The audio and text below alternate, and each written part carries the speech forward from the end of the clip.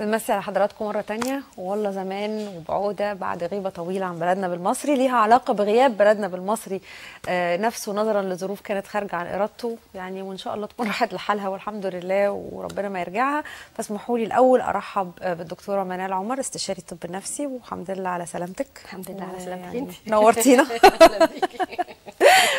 سؤالنا قبل الفاصل كان عن الخوف وعن اللي خايف وعن اللي بيخوف، وكان تحديدا هو صحيح من خاف سلم، ولا اللي بيخاف من العفريت بيطلع له، ولا من خاف مشي جنب الحيط وقال لها داريني وحقي برقبتي، وده عز الطلب للي نفسه اننا نخاف تاني ونتحمى فيه. قبل بس ما اسال على الخوف دكتوره منال، لازم اسال على الكرب. يعني هو الكرب بيجي بس من التعرض للعنف باشكال مختلفه، ولا ممكن كمان بالتعرض لمتاهات يعني سياسيه طول الوقت ننام ونصحى نلاقي نفسنا في حته تانية؟ يعني كمان ده ممكن يكون سبب من اسباب الكرب، ولا انا بيتهيألي؟ لا، الكارب زي ما الديفينيشن التوصيف بتاعه بيشرحه انه مواجهه شيء يودي بالحياه، لايف ثريتنينج، ليك او للاخرين، لناس تعرف او لناس شاهدتهم، يعني حتى لو كنتش تعرفهم. ما دام انت كنت في المواجهه دي، ده انت كده بتواجه كرب. كويس. لما جم يشرحوا لايف ثريتنينج، ايه الحاجه دي اللي ممكن تسمى تهدد الحياه؟ هو ايه يعني اللي يهدد الحياه؟ اني اموت يعني؟ لا طبعا. كان في تاريخ الفكره دي من الاضطراب ما بعد الكرب، يعني لما بيشرحوا التاريخ، لما جم يصنفوا التصنيفات وكده، فقال لك حاجه بقى جامده قوي، كل الناس المفروض توافق على ان ده مهدد للحياه. فقال لك مثلا زي الزلازل والبراكين والمثلا الارهاب، يعني ناس مثلا دخلت موتت ناس كده مره واحده، شيء يعني جلل يعني. وبعدين رجعوا في التطور بتاع الموضوع قال لك لا، قصه مش جماعيه ولا حاجه، الكرب فردي. يعني ممكن انه شيء اللي يهدد حياتي انا مثلا مش ان انا اموت، لكن الشيء اللي يهدد حياتي فعلا واعتبره كرب اني اعيش مذلوله. في واحد تاني يلاقي انه لا، ما دام نعيش حتى لو كنا مذلولين فمعلش، المهم ان احنا عايشين. يعني مش عارفه كانوا بيسموها حاجه كده، بس نعيش يعني عيشه والسلام. عيشه والسلام. هفتكرها لك دلوقتي. فالكرب فردي جدا. يعني انا فاكره اول مره وانا نايب قريت الجزء ده، علشان كان في حاله كونسولتو، يعني كونفرنس بنقدمها وانا اللي كنت بقدمها، فلازم اذاكر طبعا عشان هتسال فيها. كان ولد صغير خالص، وكان عنده كل اعراض الكرب، من ضمنها يعني انه يقوم من النوم. دي كانت حاجه فظيعه، ما شفناش حاجه بالصوره دي المفزعه الفجه، غير الاحلام المزعجه، وغير ان هو تاخر في التعليم، وغير ان هو تاخر في سلوك، يعني حاجات كتير، واكتئاب وبكاء واللي نفسك فيه. يعني الحاجه اللي كانت عجيبه جدا لدرجه ان احنا كنا فاكرينه عنده اضطراب فصام في الاخر، وبس هو صغير قوي، يعني 7 سنين كان ساعتها، في ثانيه ابتدائي. فقلنا الفصام يعني صعب قوي يجي بدري كده، يعني بيصحى من النوم بيصحى من النوم يضرب كل حد حواليه ويكسر كل حاجه حواليه، وافتكرناه صرع، لانه في انواع من الصرع برضو قليله قوي بس بتحصل بالطريقه دي. وقعدنا بقى، وعشان كده كان محتاج كونسولت، هو ايه الموضوع ده؟ هو ده صرع ولا فصام الولد ده ولا حكايته ايه؟ وبعدين في الاخر طلع الكونسولت كل الاساتذه يعني في من تاريخ الحاله انه ده كان اضطراب ما بعد الكرب. ليه بقى حصل له كده الشغله الفظيعه دي؟ لانه كان المفروض انه ياخد مجموعه، وابوه متوفي وعنده اخوات كتير، وامه مسكينه وما بتقدرش، يعني فما تقدرش تديله فلوس المجموعه. فالولد كان بيتهزق وبيتضرب كل يوم والحد كده، وكان مستحمل تمام، كان عنده اكتئاب تمام كده. لكن لما والدته راحت للمدرس في الفصل، لانه المدارس البسيطه ما بيبقاش فيه يوم مقابله وما اعرفش ايه، بتخش له الفصل كده قدام الفصل كله، فقام المدرس مسح بكرامتها الارض وقال لها شوفي لك طريقه، والواد ابنك الحمار يعني لازم يخش المجموعه والا هو هيسقط السنه دي. فالست فضلت تتحايل عليه وتعيط وتقول له ارجوك ما تسقطوش، ده انا لوحدي ومعايا مش عارفه كام اولادي ومش عارفه ايه، وفضل يذل فيها. من بعدها وزقها، قال لها مش طلعي بره يعني الفصل. فالولد راح يدافع عن امه، فضربه في ظهره، ومن بعديها حصل له حاجه في الكلى، والمهم كان عنده دم في البول. من بعدها وهي ابتدت الاعراض الشنيعه دي تطلع عليه. لانه هل ده ممكن يكون يحصل لكل واحد؟ هل تعتبري ده موقف جلل يعني يؤثر على الحياه، يعني يطيح بالحياه، يهدد الحياه؟ بالنسبه له. طيب احنا بقى في الوضع اللي احنا فيه ده، يعني احنا كل ما نقول يا رب خطوه لقدام، يعني هنطمن شويه، هنرتاح شويه، هنهدى شويه، هنبتدي ننظف ونبني نلاقي نفسنا يا بنرجع لورا، يا اما داخلين في متاهه فوق مستوى استيعابنا. وكل الحاجات اللي احنا بنتعرض لها دي لها مليون الف تفسير، من اول انها صدام ما بين سلطتين لحد انها اتفاق ما بين السلطتين دول علينا، واحنا وكأننا يعني قلالات الحيله. بس الحمد لله ان احنا حتى الان ما احناش قلالات الحيله، بس ده ممكن يعمل فينا ايه بعد شويه؟ ما هي يعني هي قال لك انه اما بتقولي قلق وتقولي خوف، دول صنفين من المشاعر تقريبا بيطلعوا من نفس المكان في المخ، ومتشابكين تشابك عنيف، يعني بحيث ما يقول لك fear and anxiety، القلق والخوف تقريبا ما بيبقوش عارفين يفصلوهم قوي. هو ايه الفرق بين القلق والخوف؟ فهم يعني خلينا نسميهم انهم حاجه واحده، لانه حقيقي فصلهم صعب. ولما قعدوا يدرسوا هو ايه بيقلق الانسان او بيخوفه، وايه الرياكشن او رد الفعل بتاع الانسان او الجماعه او البلد. في واحد عظيم الحقيقه من 1894،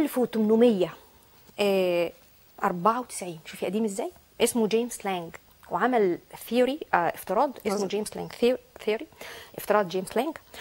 وقعد يدرس طول حياته هو الانسان بيخاف فيجري من الحاجه اللي حصلت له يهرب منها، يعني ينقذ نفسه، ولا الانسان لما بيحصل موقف عنيف بيجري الاول وبعدين يخاف.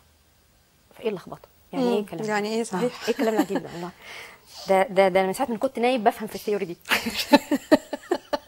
واضح انك لما كنت نايم يعني الوضع اثر فيكي كتير. كنت بذاكر جامد قوي بس لسه بذاكر برضه. وهو وصف اربع تسلسل للاحداث كده. قال لك مش ممكن هو يقدر يتصور، مع انه الحدس يقول لك ايه؟ لما بتخاف بتجري. هو بقى قاعد يعني يبحث ويعمل الافتراضات بتاعته العجيبه اللي هي ضد الحاجه الطبيعيه خالص. اسالي اي حد كده، هو المفروض الواحد بيخاف وبعدين يجري؟ يقول لك اه طبعا بخاف وبعدين اجري، ده اكيد يعني. اما الراجل ده هجري ليه طيب؟ جيمس لانج ده قال لك لا، ما بيحصلش كده. دي حاجه غريبه جدا. فاثبت او يعني قال في نظريته اللي هي اثبتت يعني 4 مراحل. قال لك ان بيبقى فيه الموقف الايفنت، تليها حاجه اسمها ابريزل، تقييم الموقف، وده محتاج تشغيل مخ، معرفه، انك تعرف، ودي حته مهمه قوي. وبعدين تاخد السلوك اكشن بيهيفير بتاعك، تقوم واخد ضده سلوك او تجاهه او بناء عليه. بس بناء عليه دي مش عايزه بقى اقولها تاني. وبعدين افندم راجعه يمكن وبعدين تبتدي تحصل الفيلينجز، الايموشنال فيلينجز. فقال لك كل ما كانوا 1 و4 لازقين في بعض قوي، والانسان ما قدرش يشغل مخه وياخد بناء على تشغيل مخه سلوك، كان كل قراراته خاطئه تودي بحياته. مثال يعني قال لك حالا فورا دلوقتي دخلي علينا حاجه، كلب كبير كده، لو احنا اتفزعنا، خليني اقول لك مثلا احنا دلوقتي مثلا 4 5 في الاستوديو، 3، احنا كام؟ 3، حد زعق وقال فار مثلا، افرض. لا بس انا عايزه حاجه جامده شويه، يعني مش معقول في ناس بتخاف من الفار قوي. لا يعني حاجه جامده. حد فينا اول ما الايموشنز بتاعتنا، اول ما المشاعر بتاعتنا فورا تشتغل، اللي هي قلق شديد، ايه اللي هيجرى ده، وخوف شديد، فيبقى اذا يا قدامك انك تجري، يا قدامك انك تقرر تهاجمه، يا قدامك انك تتسمر في مكانك. فيمكن انت تجري وفي حد يهاجمه، وانا يمكن اتسمر في مكاني، والثلاثه غلط. لانه انا هتسمر في مكاني لو هو لقاني مع الف سلامه. لو انت جريتي، هو انت عارفه انت هتجري من فين يعني بالظبط؟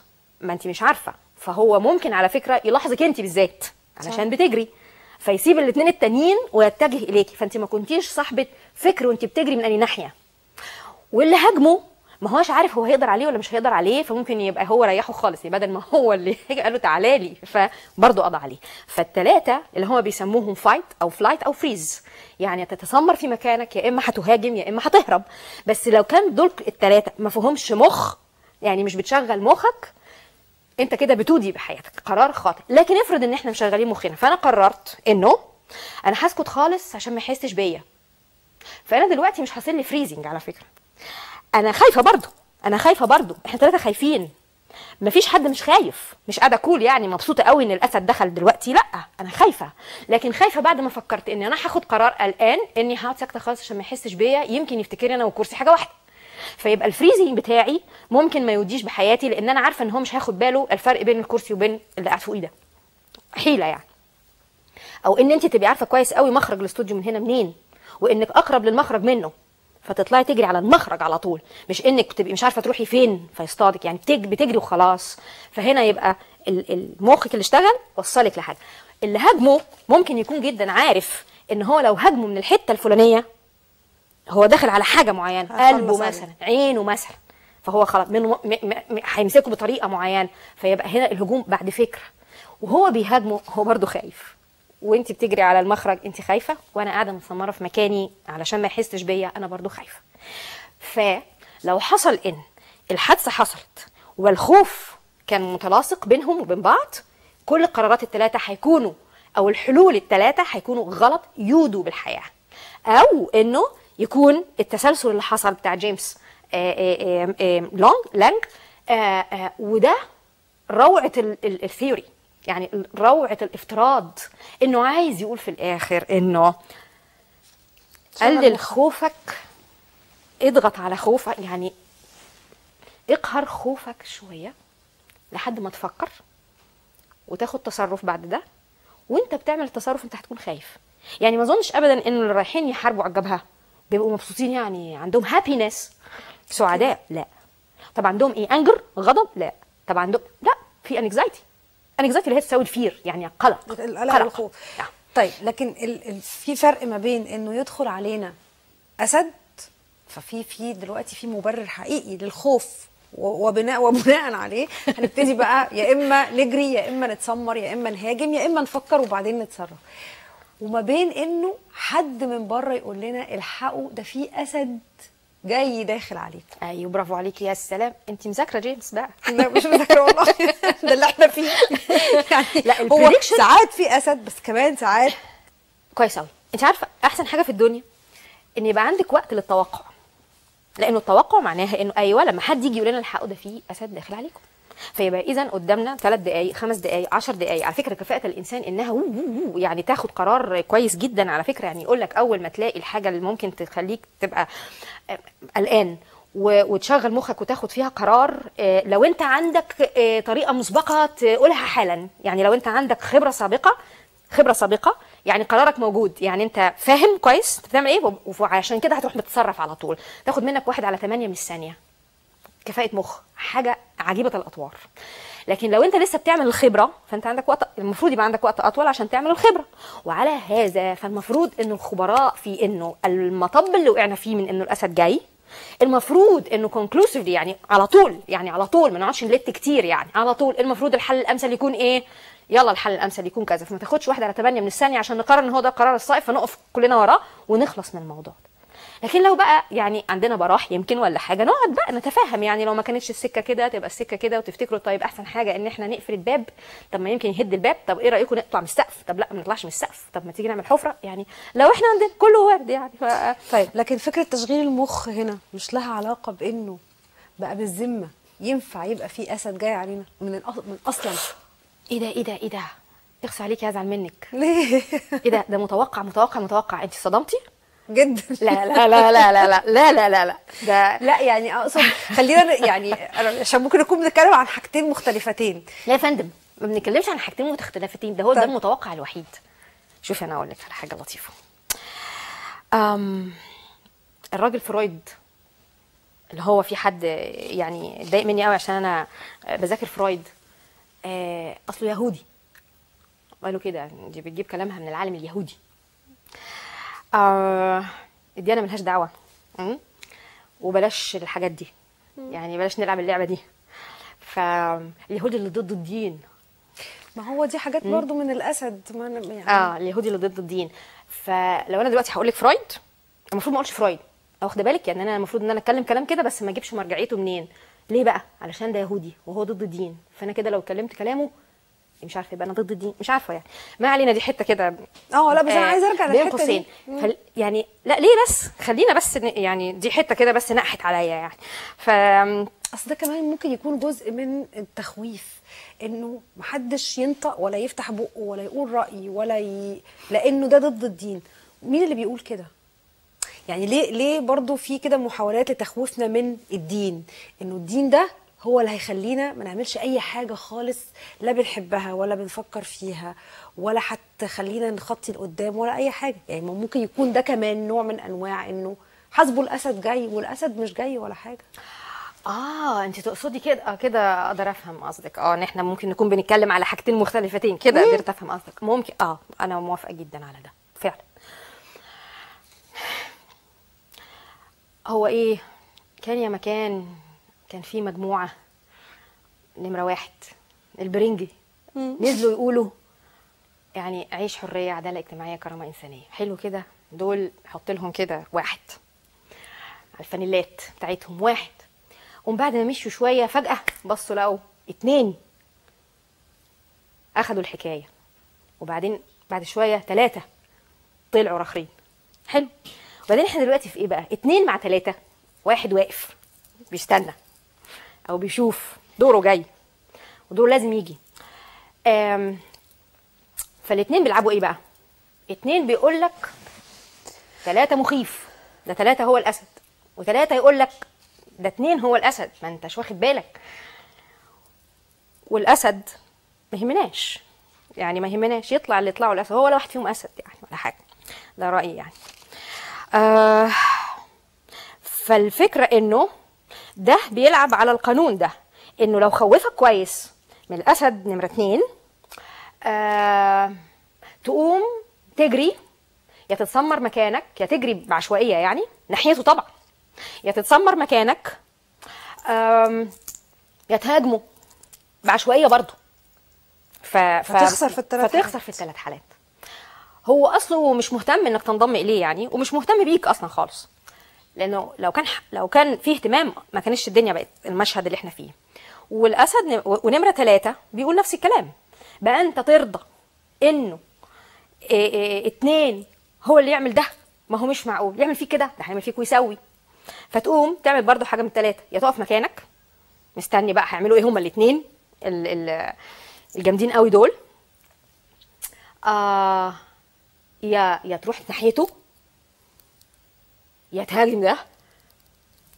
وال3 هيبقوا بالنسبه لك حاجه ما كنتش ناويلها انت يعني ولا انت عايز تهاجم ده ولا انت عايز تهاجم ده. وكمان مش مطلوب ان انا ولا اهرب من ده هنا ولا اهرب من ده هنا، يعني انا مش هرتمي في احضان حد فيهم اصلا خالص. يا اما اقف مكانك. يعني الطريقه اللي يعني المتكرره قوي انه دايما بيقفوا مكانهم، لولا برضو الشويه اللي كان نزلوا في يوم من الايام يقولوا كذا كذا كذا، اللي هم تقدموا يعني، فانضم اليهم اللي بيتفك لهم الفريزنج ده. الفريزنج بيفك فينضموا. فتقريبا بفكره انه كل حاجه بتتكرر، وانه النمط بيتكرر، وانه التاريخ بيعيد نفسه. حتى التاريخ هو بيعيد نفسه، مع الناس تبقى قرايه تاريخ على فكره، بس الفكره اقوى من التاريخ. الفكره في الديزايرز، في الرغبه. في رغبتين هنا عند 2 و3، وفي رغبه ثانيه خالص عند 1. احنا 1 هنا بنتكلم عن الشعب اللي في يعني الغالبيه العظمى من الشعب، وفي الناس اللي طلعت تقول عيش، حريه، عداله اجتماعيه. 2 و3 هما اللي ما بينهم دلوقتي الصراع الحقيقي على السلطه، جماعه الاخوان المسلمين وحزبها الحريه والعداله، المجلس العسكري عشان بس الحاجات تبقى ايه مظبوط. مسمى باساميها. يلا. طيب احنا دلوقتي بقى اولا ازاي نفرز، لانه في الحقيقه انه احنا ساعات لما بنخاف من الاسد يعني بنتلهي عن الحاجات اللي لازم نخاف منها فعلا. أيوة. فلا مننا فكرنا في الحاجات اللي بتخوف بجد وصدناها عنها، ولا مننا يعني استفدنا من خوفنا من الاسد، ولا مننا في الاخر الاسد يعني عمل فينا حاجه. طيب اولا ازاي نفرز ايه اللي لازم يخوفنا وايه اللي مش لازم نخاف منه؟ ازاي نقدر نخطي الخطوة التانية بتاعة تشغيل المخ والمعرفة، عشان لو أنا حاسبة مكاني في اللحظة دي أو ههاجم أو هجري أبقى عارفة إن أنا في اللحظة دي باخد القرار اللي هيحميني مش اللي هيوديني ورا الشمس. نعمل ده إزاي؟ سياسيا طبعا انا ما بجاوبش لا، مش سياسيا عشان انا ما سياسياً. بفهمش في لا، الكلام مش ده. سياسياً. لكن خليني يعني اقول لك انه حاجتين لازم نتامل الدوافع بتاعتنا بتاعتنا مجموعه واحد، وكمان نتامل دوافع مجموعه 2 و3 علشان نقدر نتوقع هم المفروض هيتصرفوا بأنهي طريقة واحنا المفروض نتصرف بأنهي طريقة، ما نبقاش احنا اللي بيتعمل فينا يعني. الصدفة كويسة في رأيي ان دوافعهم واحدة، دوافعهم الأصلية خالص، الأصلية. بقول زي ما جيت سيرة فرويد وما كملناش كلام، فرويد قال ايه؟ فرويد قال الديزاير، الرغبة والأجريشن والعدوان حاجة واحدة. هو شايف كده. في ناس انتقدته كتير وفي ناس موافقة معاه كتير، أنا واحدة من الناس اللي موافقة معاه. طيب بمعنى أما يبقى عندك رغبة شديدة في شيء وتحبط يطلع بدلها عدوان شديد. فهم وجهين لعملة واحدة. الرغبة عبارة عن إيه؟ الرغبة في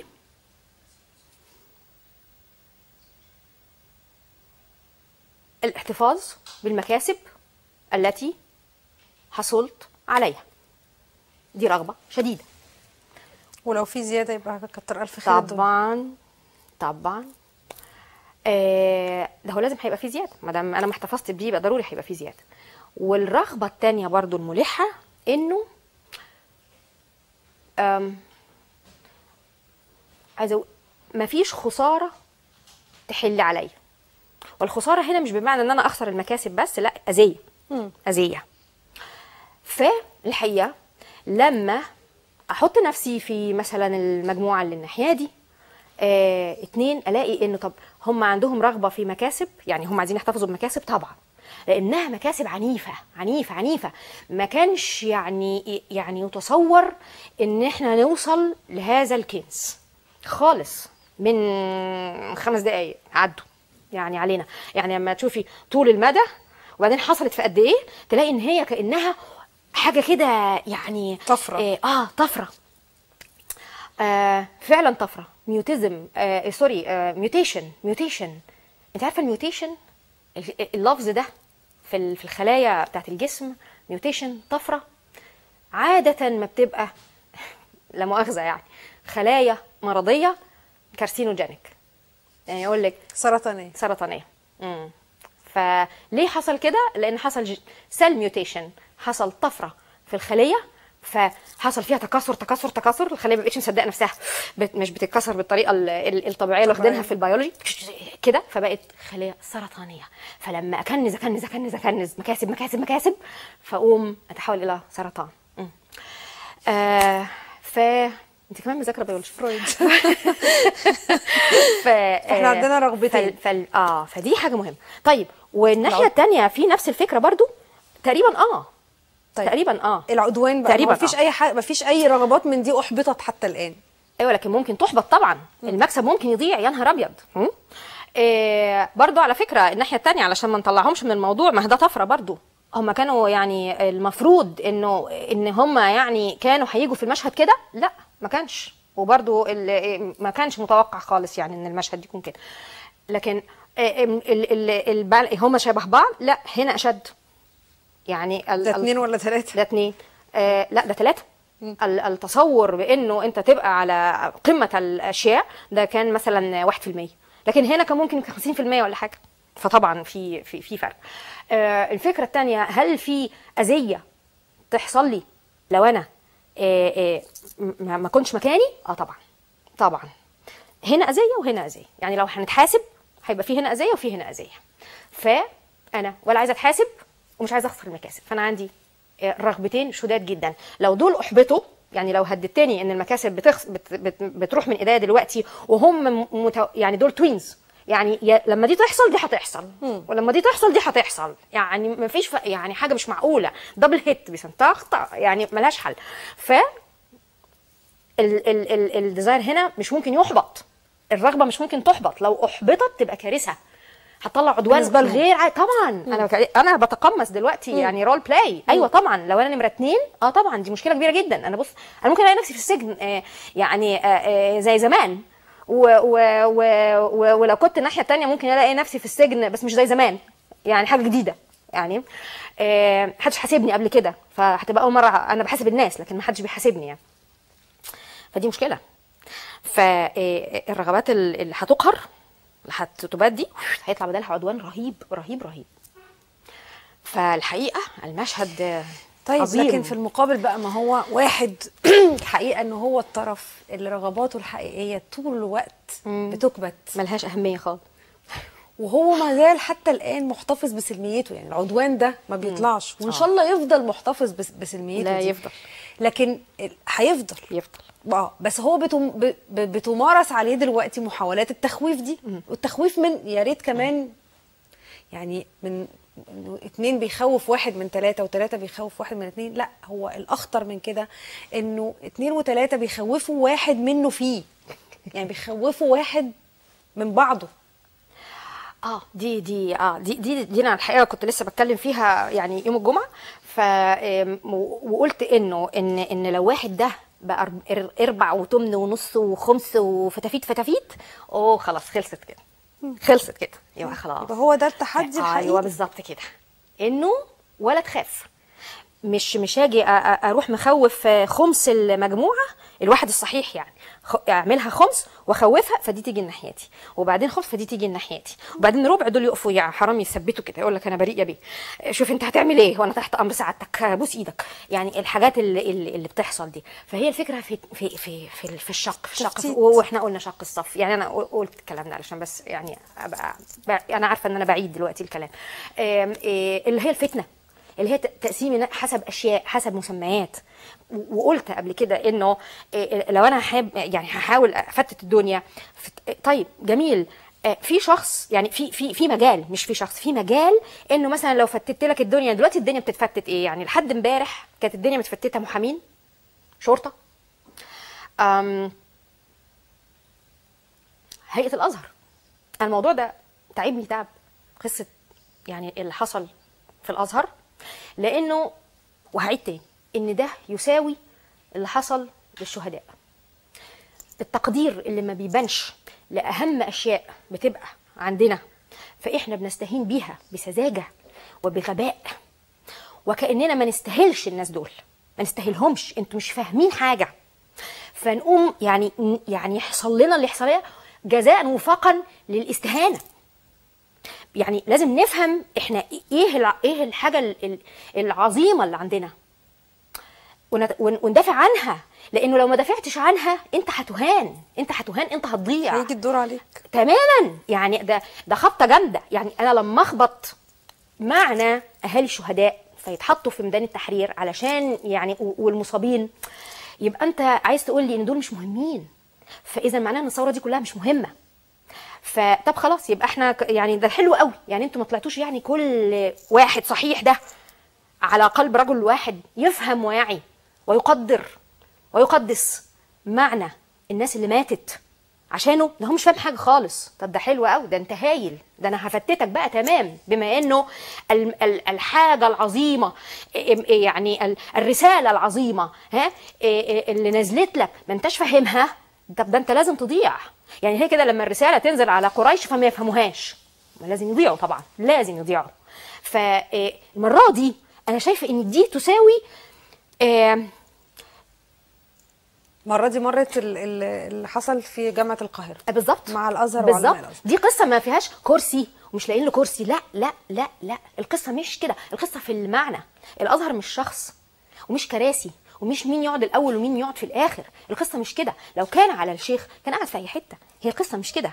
ولكن الازهر يساوي العقيده في مصر، الوسطيه.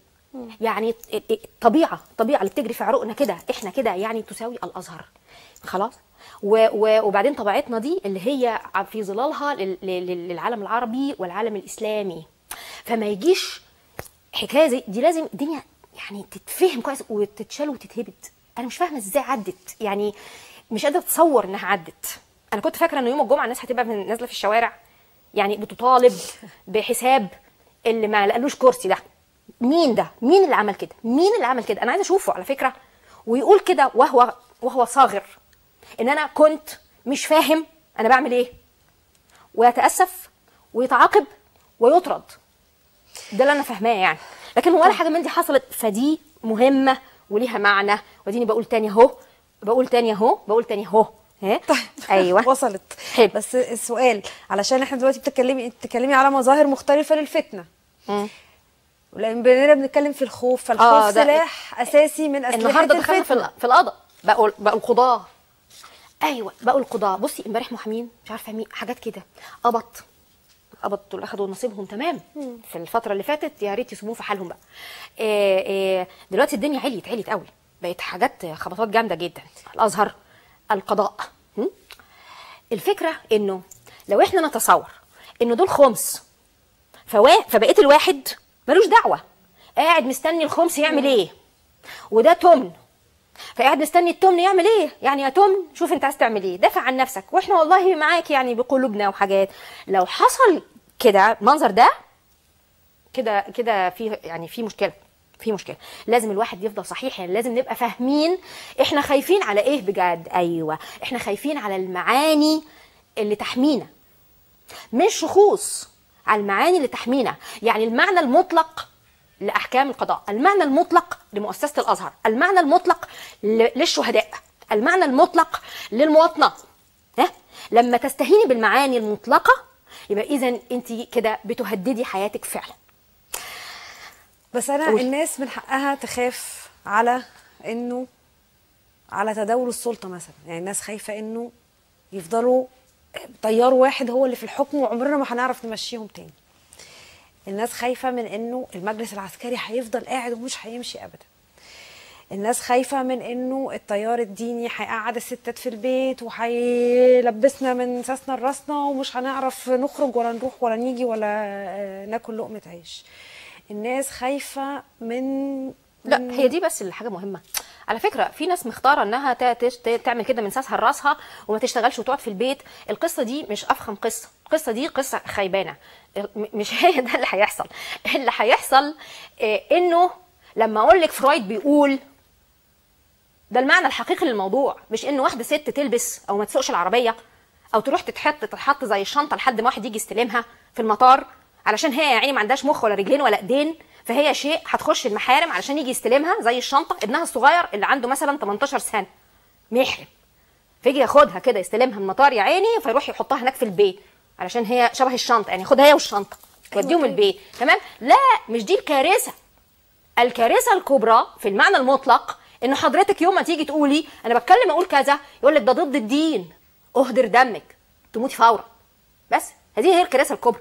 مش ان انا البس ايه، انا ممكن بكره جدا على فكره البس اللي انا عايزه البسه بمزاجي البسه، وانا مش عايزه البس كذا وعايزه البس كذا. السؤال الفرق ما بين اننا نخاف فنواجه ده لو هو فعلا حقيقي او نواجهه في حجمه الحقيقي، وبين اننا نخاف فنصحى الصبح نلاقي ده بيحصل او الاخطر منه ايا كان هو ايه، سواء باسم الدين او باسم اي نوع من انواع الاستبداد التاني. يعني ازاي خوفنا نوظفه بحيث ان احنا نواجه المخاطر الحقيقيه اللي بتواجهنا، لا في حجمها المهول اللي مش حقيقي ولا في حجمها المتهون اللي برضه ما هواش حقيقي، او نكون بنواجه مخاطر مش هي دي المخاطر اساسا اللي بتهددنا. يعني توظيف الخوف ده في النهايه زي ما انت قلتي كده في الاول خايفين، ما هو طبيعي ان احنا نخاف، ولو ما خفناش يمكن يعني فعلا حياتنا تروح، لان احنا احساسنا بالخطر معدوم. لكن ازاي اوظف الخوف ده في الاتجاه المظبوط؟ طيب اللي انا اعرف اقوله او افهمه من اللي بقراه واقوله واطبقه على الفكره دي، انه الدخول في تفاصيل متعبه ومنهكه ومؤلمه ومحبطه تخلص لك الكاباسيتي، السعه بتاع جهازك العصبي الذي يتحمل القلق. ومعناها ايه اللي يتحمل القلق؟ القلق يبدا من انه في كيمياء في المخ اعظمها على الاطلاق اسمها السيروتونين، يحصل لها ديبليشن، تتفتت وتتكسر وتروح وتروح وتروح في كل دوره قلق انت بتعدي بيها. وطبعا اتصور انه بيتلعب اللعبه دي او احنا بتواجه ده، لانه في حاجات كتير كل شويه تطلع بقى. يعني لو نرص الحاجات كلها اللي قلقنا عليها واستغربنا وكنا كونفيوزد، يعني مش فاهمين بالظبط هو كده ولا كده، من اول الحاجات الصغيره لحد الحاجات الكبيره. فاحنا لينا سعه، يعني الانسان ليه سعه يتحمل بيها القلق او بعدها يعني يجهز عليه حقيقي يعني. فلابد ان احنا نحتفظ بالسعه بتاعتنا، فما نهتمش وما نقلقش وما نخافش غير الحاجات المهمه.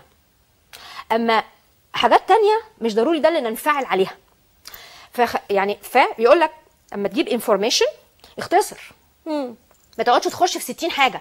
هو مطلوب ان احنا نخش في 60 حاجه من اول ما تصحى الصبح ما تلاقيش مش عارف ايه، الله اعلم هيحصل ايه دلوقتي، يعني بكره الصبح ما نلاقيش اي حاجه في الدنيا، ما احنا ما لقيناش بنزين وما لقيناش عيش وما لقيناش مش عارفه ايه، او اي حاجه مولعه الناحيه دي وحاجه مش عارفه مخربانه الناحيه دي، وما اعرفش مين واقف وقاطع ايه الناحيه دي، ومين اللي معدي فقال له انت واقف كده ليه يا واد، والتاني قال له انت واقف كده ليه يا بت، وحاجات كده عجيبه الاطوار، حاجات بتتسرق، حاجات بتتعمل، دي كلها حاجات علشان ما تلحقش يا عيني. فالسيروتونين ده اللي قاسوه في خلايا المخ فعليا، انت عارفه اعلى اماكن يعني قاسوها، ودي تجربه برضو لازم احكيها. طب انا لازم اجري. ايه لازم اخلص. لازم نخلص. طيب لا ده انا عندي وصيه جامده جدا لازم اقولها لك. حاضر. انه السيروتونين ده لازم تحافظي عليه. مش هزار، ومش هنعرف نعمل كده غير باللي انا هقوله لك ده. انه لما قاسوا ده السيروتونين بيبقى في قمته في حته لما الناس بتبقى بتقهر الخوف بالسعاده، سموها happiness، forced happiness، يعني سعاده بالعافيه بالجبر. تصوري يعني ده تجربه. وقاسوا ازاي عملوها لهم، قالوا لهم حطوا القلم في بقكم. ادوني يا جماعه شويه الله يخليكم، دقيقه واحده بس ما يجراش. دقيقه واحده بس. حطوا القلم في بقكم واضحكوا غصب عنكم كده، تصوري. وبعدين ابتدوا يقولوا لهم نكت، وجابوا التجربه الناحيه الثانيه وقالوا لهم امسكوا القلم بشفايفكم بس، عشان تاخديها في شفايفك فتبقى مكشره، فبيبقى كل المخ بيؤمر الخلايا هنا او العضل وكده هو انه يبقى زي اللي مكشر، فبيتحط في المخ البرسبشن انه مكشر، والتاني بيتحط على انه يعني ده فورست، يعني تكشير، يعني عبوس عبوس بالاكراه، وده ضحك بالاكراه. تمام. ولما قاسوا بعد شويه استقبال الناس لحاجه تكون مبهجه، طلع طبعا ان دول بيستقبلوا البهجه اكتر من دول المكشرين. وبعدين قالوا لهم مشاكل ممكن تجيب لي حل المشكله ده، يجيبوا لهم حلين ثلاثه وهم عاملين بالقلم كده، اما التانيين مش عارفين يحلوا المشاكل، يعني تيبسوا في مكانهم من كتر انهاك السيروتونين، من كتر العبوس، من كتر الهم، من كتر الحزن، من كتر القلق، من كتر الخوف. اذا لا يجوز لفريق نمره 1 انه يعمل ده. لازم اقول لك فين اماكن المخ علشان انت تشتغلي عليها، اللي هي ايه؟ اللي هي فرونتال لوب، تمبرال لوب. يعني ايه؟ يعني الفص الجبهي الامامي، الفص الامامي، والفص التمبرال تقريبا ده هيكون الجداري، اللي هو عباره عن ايه؟ عباره عن يعني؟ تعملي ايه؟ ما هقول لك. عباره عن شغلوا ليهم كل ما هو يسمع من الشعر والاغاني يعني علي صوتك بالغنى. لسه الاغاني ممكن، ده مش هزار، ده بحث محترم 2009 محترم. ما ينفعش ننام كل يوم واحنا حصل ديبليشن، انهاك للسيروتونين، فقوم الصبح مكشر مهموم، فيبقى انا بقى فورس، يعني انا بالجبر حزين، انا بالجبر قلقان، انا بالجبر خايف. لا يمكن، لازم نكسر ده. يعني انت كل يوم تحلفي دلوقتي حالا ان كل يوم اقسم بالله. ايوه في اخر برنامجك لازم تجيبي شاعر، موسيقى. فين عزه بلبع؟ فين سيد حجاب؟ فين اسكندريلا؟ فين الناس دي؟ يجوا هنا. عندنا الشيخ امام من يوم الخميس بالظبط كده، يجوا هنا علشان احنا لازم ننام واحنا منتصرين. طيب يعني احنا هنهزم الخوف بالبهجه بالعافيه. بالعافيه. طيب يعني احنا مش خايفين. احنا مش خايفين. أيوة. وهنثبت مكاننا. أيوة. وهنعلي صوتنا بالغنى. ايوه واعلى مفخرهم يركبوه. ايوه. وبعدين احنا الديزاير بتاعنا، الرغبه بتاعتنا ولا شبه كده ولا شبه كده، ولا لينا مكاسب ولا خايفين من حاجه. فاذا الغلبه لنا، يعني اللي هو ايه، إذ يقول لصاحبه، بسم الله الرحمن الرحيم، إذ يقول لصاحبه لا تحزن إن الله معنا. لا تحزن، لا تحزن. صدق الله العظيم. بشكرك شكرا جزيلا دكتوره منال عمر، وبشكركم وهشوفكم بكره في نفس الميعاد. تصبحوا على خير.